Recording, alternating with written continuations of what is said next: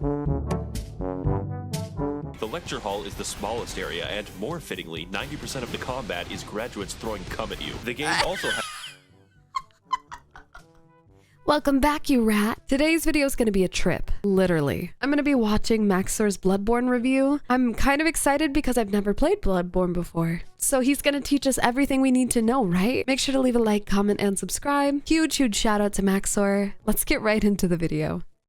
The video has spoilers. Bloodborn is a Lovecraftian horror RPG that no one understands by definition, where the player is free to attack hordes of human children at will and consume their innards. If that in-depth and You're gonna do what? engaging anti-baby gameplay appeals to you, keep listening because it gets worse. In this game, you play as John Bloodborn, a foreigner incapable of speech without the use of sign language, and stricken with Habsburg disease, comes to the ancient city of London seeking treatment for the sins of his cousins. In doing so, he will begin hallucinating talking dolls, spider people, and the great people. Journeying further, John Bloodborn becomes conscripted Okay, already, this editing is insane. It's like every second.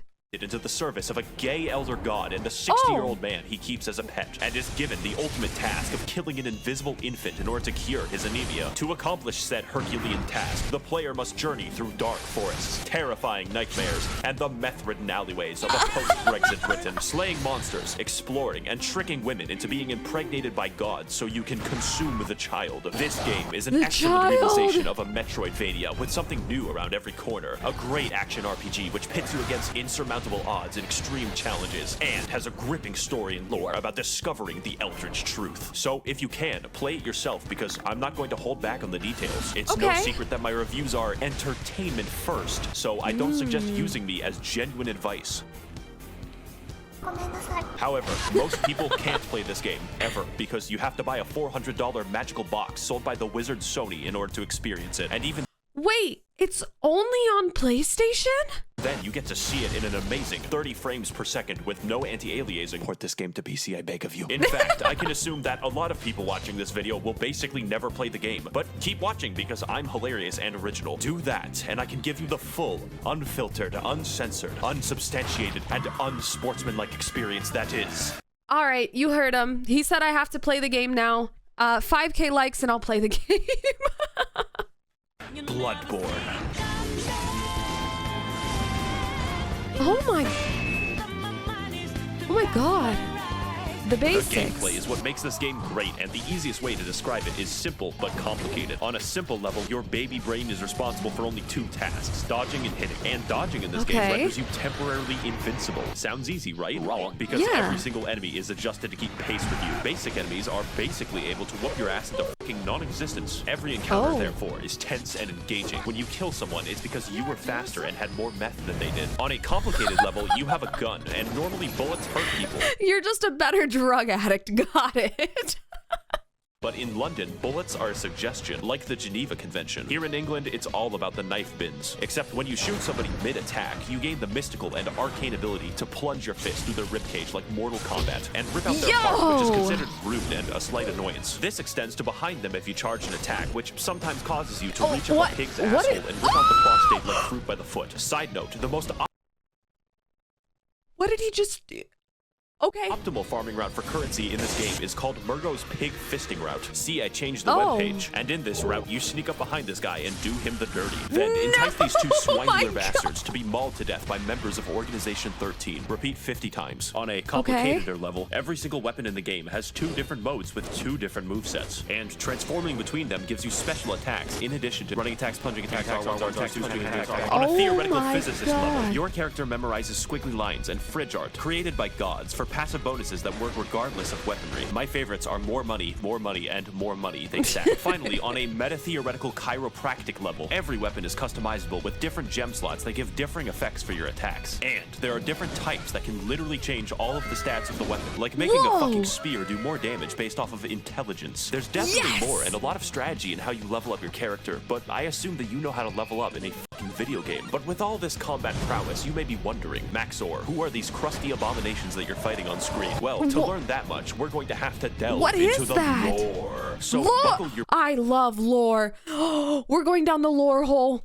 britches, bitches, because this shit is wild. If I say something questionable, just accept it as fact. I can Okay. be trusted. 60 years ago, 20 rowdy college students took their education extremely seriously because they found Woman Cthulhu. She was just in a portable toilet downstairs. Mommy Cthulhu? Also, because they were bored, they beat to death a god of the sea with some bats, but that's a story for later. It turns out the entire world is ruled and created by a race of elder gods beyond human comprehension called the Great Ones. Figuring this out, they got Cthulhu's blood and were like, we can make a religion out of this. Because it turns out the blood can heal people, which is really good due to all the knife crime. So everyone starts drinking it a little too much and they get the money to build 36 cathedrals, but it turns out eventually the blood turns you into a werewolf. So the church hires a guy named German to go fight the beasts with an organization known as the Hunters, but there's too many beasts, so he gives up. Now the knife crime is increased even more, and German sort of goes insane and creates a life-size doll of one of his students who is an 8-foot-tall Amazonian. He also canonically has sex with it. The moon god... What? He does what? For some reason, kind of takes notice of this and is like, all right, listen, I'm building a suicide squad. I will bring your waifu to laifu if you serve me for all time as my slave. German reasonably thinks that this is a great deal. And Hey, that is a great deal. Maybe not actually. Imprisoned in a dream. This is where you come in. See, the moon god assassinates baby gods for fun, but needs a hitman to go into the real world to do it since he's confined to the 9th dimension. So in addition to fighting all manner of giant beasts and uncovering dark secrets, the true aim of this game is to commit infanticide. There's enough bullshit here to fill tax legislation, so comment your own poorly summarized Bloodborne lore below. And for the rest of us non-chills, we have ample time to explain more of what makes this game great.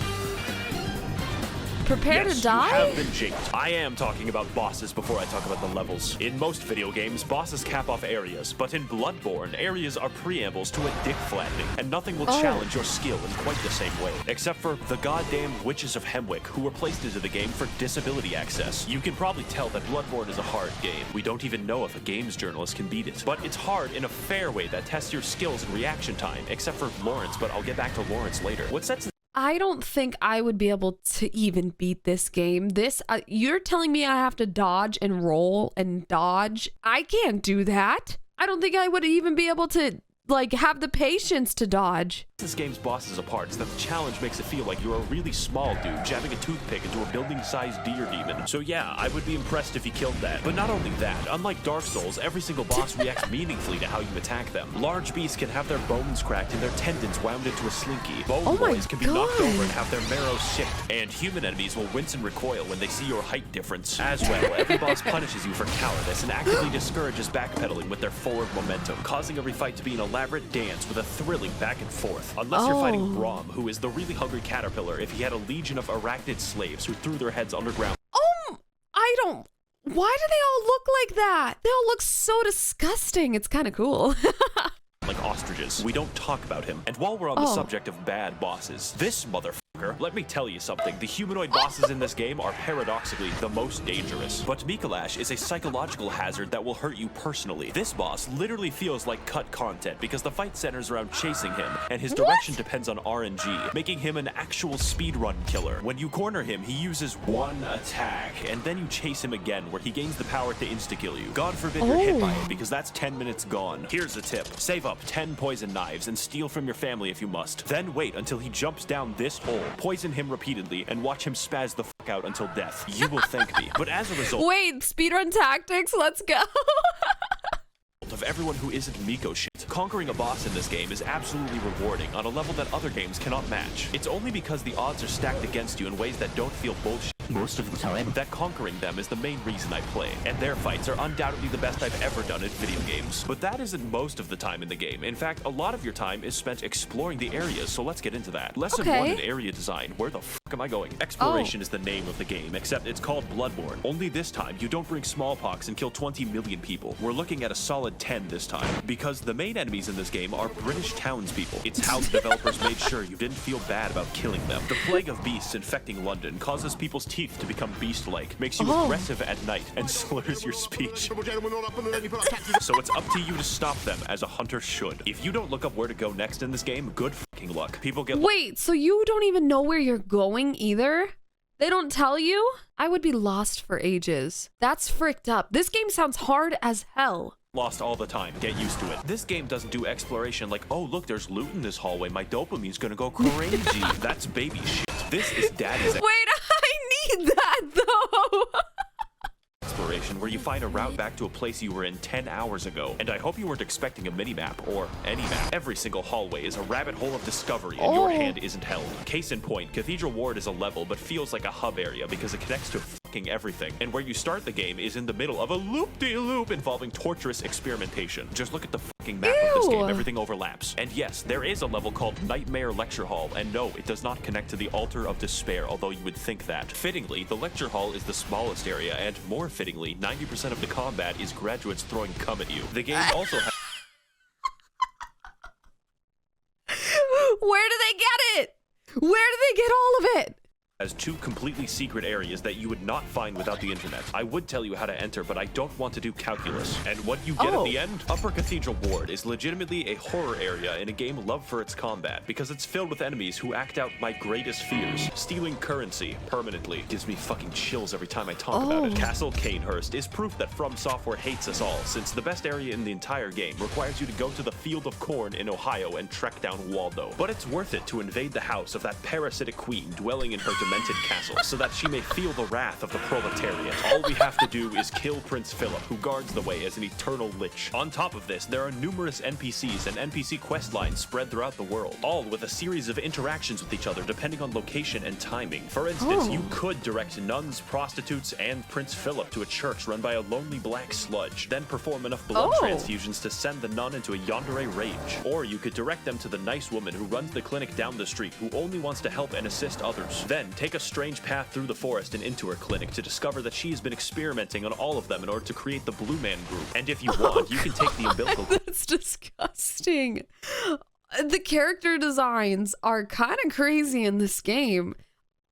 Away from her schizophrenic ass and eat it. The sky's the limit in Bloodborne questlines. And you know what my favorite questline is? The one where you descend into literal hell, complete with eternal punishment, insanity, and femboy fishing. The scariest of them all. I'm of course talking about the DLC, the only DLC for this game. And if you play through Bloodborne, you have to play through the DLC. I'm not giving you I mean, do you have to? Do you have to? I mean, if I play it, would I have to?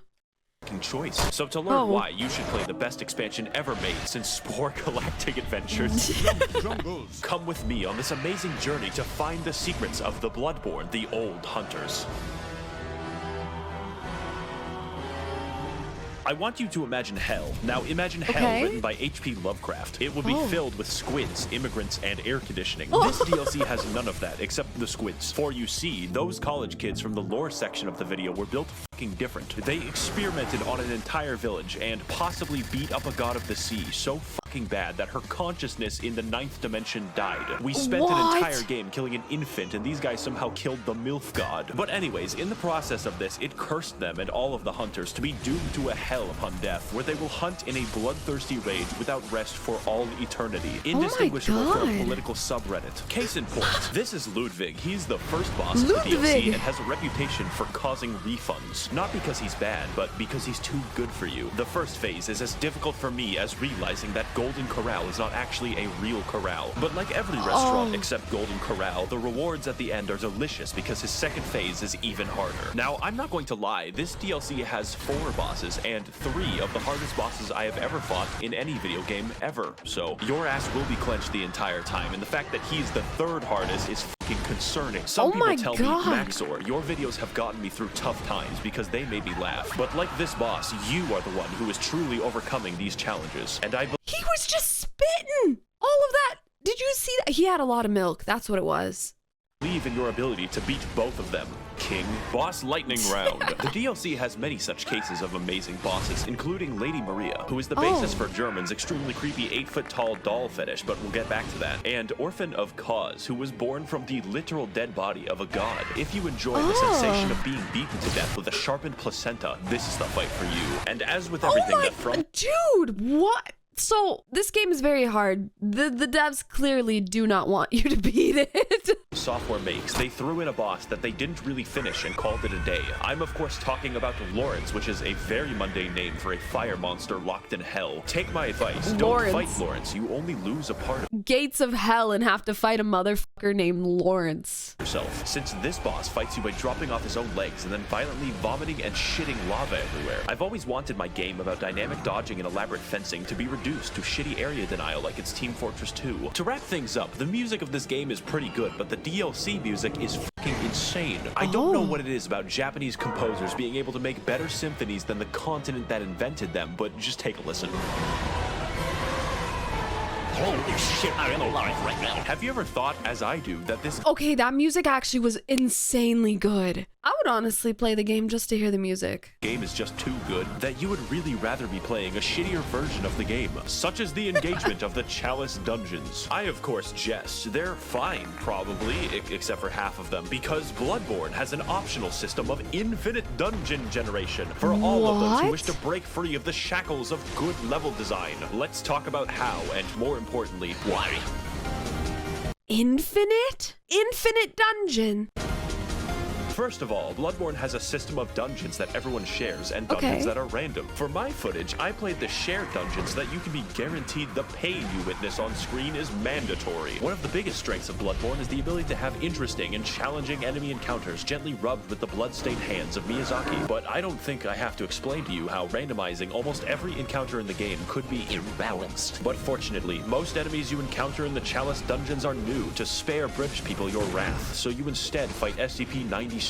But why are we here? It turns out that the entire city of London was built on a Celtic burial ground, an ancient civilization called the Sumerians, who discovered the healing powers of blood and then mysteriously disappeared. Wow, I wonder what happened. This is all cool in theory, but the reality is that most of the time you fight the same— Was that a rat?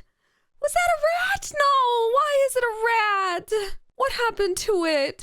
4 enemies, and the first 3 dungeons can be replaced by Simon Says. My cat literally wouldn't notice. The Chalice dungeons are so forgotten that the developers use them to put joke enemies into the game. My favorite is the man who aggressively rolls at you stark naked wearing only his Nikes. The uniqueness also Why does he look like that? extends to the bosses, and they're actually pretty cool, like Tumerian Descendant, Watchdog, and the 3 overweight men. Do you remember that basic enemy from like 2 levels? He is the boss now. Rom, he is the boss again. The only thing stopping me from throwing myself into a wood chipper is the fact that Mikolash isn't back. And if you're going to have replays, you probably want to make sure that they're actually good. In fact, the bosses are so fucking imbalanced that the Watchdog fight is primarily comprised of instant kill attacks. I beat Sekiro— How do you beat this then? How do you beat this? Also, what the heck am I looking at? What is that? backwards on a keyboard, and this shit is too fucking much. Now, normally that would be all, but the dungeons go deeper. What we've discussed so far is merely the surface, and there is a much darker syndicate lying just below. These places you must never venture, for they are the save edit dungeons, whereby through wizardry, the community are able to conjure up deep, dark chasms and share them with the rest of the world. Of these secrets, there are only 2 that I shall reveal to you, and the first is the Cum Dungeon. Yes, you— Yo! Sign me up, I'm playing the game.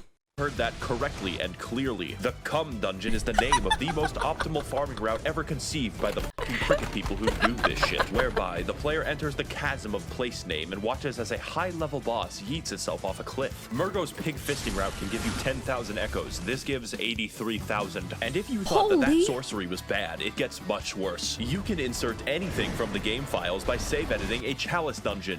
Anything. This includes cut and unfinished content from the game that the developers forgot to delete, like this doggo who attacks you with invisible lightning. Overall, the Chalice dungeons are bad. They're not actually very fun to play, and yet I love them. Everyone loves them because they allow us to further explore a long-dead game with the help of a passionate community. Now, before we sign off, I know what you're thinking. Maxor, what about the multiplayer? That I would love to talk about with all the footage I have, but it's dead. If this game releases on PC, and it better, then I will talk about the multiplayer extensively. And finally, this game and this video would not be complete if I didn't talk about the Hunter's Dream. After all the combat, the battles, and the difficulty of this game, it's nice to have a place to recharge, purchase items, upgrade weapons, and watch as it violently burns to the ground. This is where you'll find German slowly wasting away as his soul remains captive for an eternity, and his doll waifu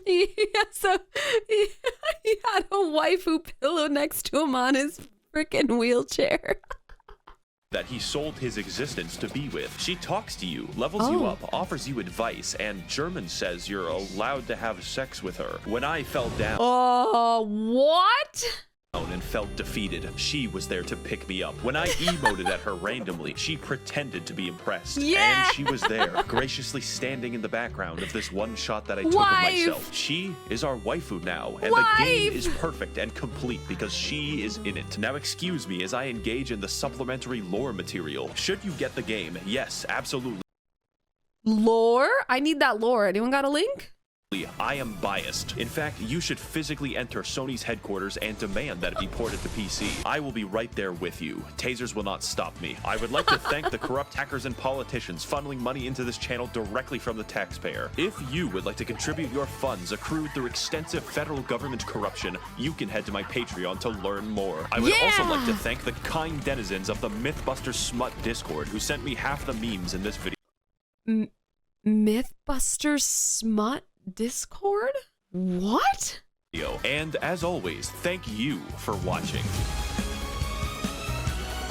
What an insane editing style. Dude, it was like every second. He's freaking good at this. Maybe I need to watch his Elden Ring videos next. I guess at 5K likes, I'll play Bloodborn if you guys really want me to. I can't tell if I should be scared or excited. Thank you guys so much for watching. I'll see you guys next time. Bye!